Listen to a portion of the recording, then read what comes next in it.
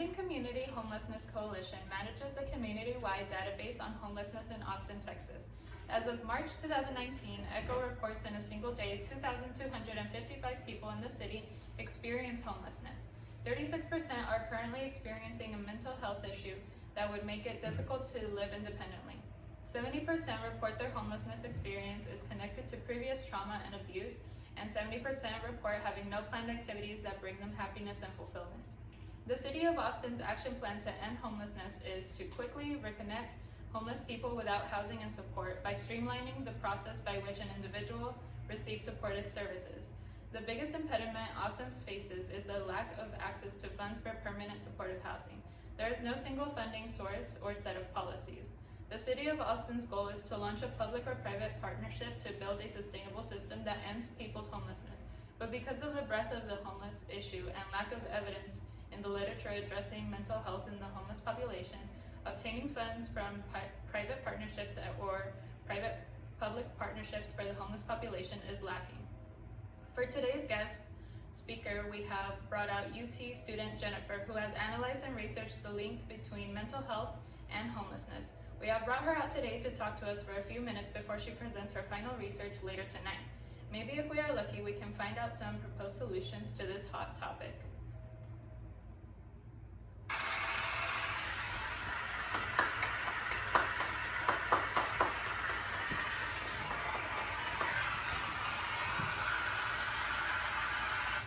Hi, I'm so happy to be here. Thank you for having me. Hi, so tell me more about your ongoing research. Yeah, so the homeless population with mental illnesses has increased since the 1970s and has become a major contributor to homelessness. Mental illness has been listed as the third largest cause of homelessness. Having a mental illness leads to cognitive and behavioral problems, making it difficult to carry out daily activities like stable housing for homeless individuals. 1/4 of homeless individuals have had any contact with social services, but social services without housing does not work, and neither does housing without services.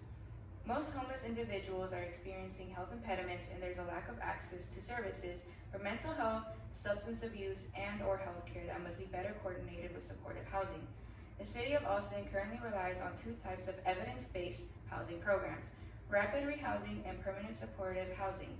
Permanent supportive housing programs consist of long-term housing financial assistance, case management, and supportive services.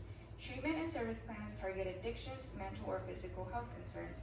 The goal of PHS is to help individuals stabilize their health and support systems in hopes of becoming fully independent by connecting them to long-term supportive services outside of the homeless service system. Studies have shown supportive housing improves lives, generates significant cost savings to the public, and benefits communities. But homeless individuals cannot remain in housing provided unless support treatments are provided. So what could be integrated into PHS to help address the mentally ill homeless population? And what are your solutions? So assertive community treatment has provided remarkable advantages over standard case management in reducing homelessness and symptom severity in homeless individuals with mental illnesses. Assertive community treatment has led to improvement in housing stability. Programs like ACT integrated into permanent housing provide the mental health treatment and support for mental health professionals needed for homeless individuals' personal stability. My solution and research design began with the reassessment of foundations, practices, and the role of partnerships with angel investors. Most foundations do not include homelessness among their priorities. Only 1% of annual giving has gone to homelessness. Majority of homeless grants go towards alleviating the condition of homelessness instead of ending it.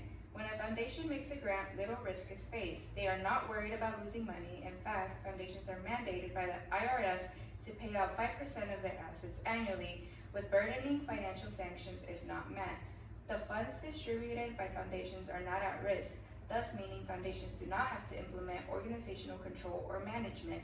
With that being said, homelessness is not yet completely understood. Fully understanding the different root causes that place individuals as homeless is essential in reassessing current approaches away from the one-size-fits-all.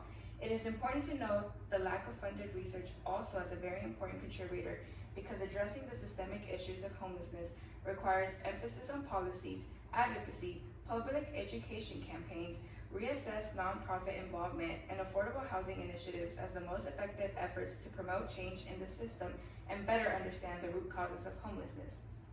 Thank you for contributing so much research to this topic that does not get enough attention.